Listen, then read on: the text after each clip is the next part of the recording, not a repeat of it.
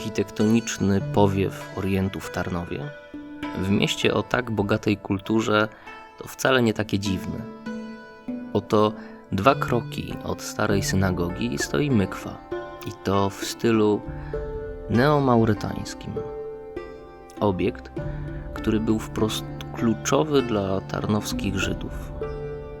Ale skąd jego orientalność, skoro powstał dopiero na przełomie XIX i XX wieku?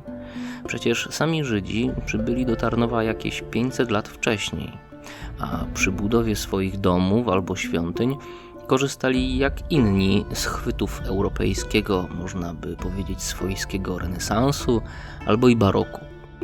Otóż była to ni mniej ni więcej kwestia pewnej XIX-wiecznej mody na Orient, wykorzystywanej nie tylko przez Żydów i nie tylko w Polsce.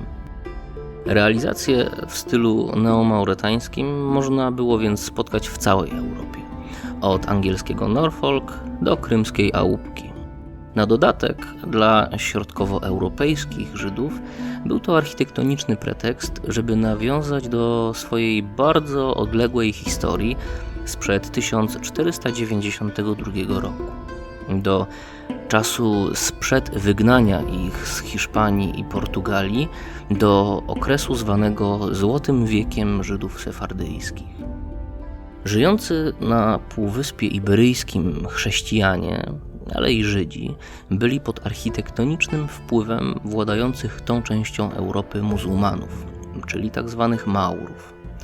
Stąd wiele żydowskich obiektów z XIX stulecia przypomina arabskie pałace i świątynie. Także największa w Europie synagoga z Budapesztu, którą zbudowano w tym właśnie stylu. Ale tarnowska mykwa to nie tylko architektoniczna zabawa w skojarzenia. To również nie tylko praktyczna miejska łaźnia, w której można było skorzystać z usług fryzjerskich.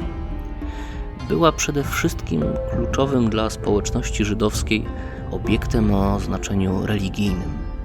Mykwę musiał mieć każdy zbór chcący posiadać status wspólnoty. Była pod tym względem ważniejsza nawet od samego domu modlitwy, czyli synagogi.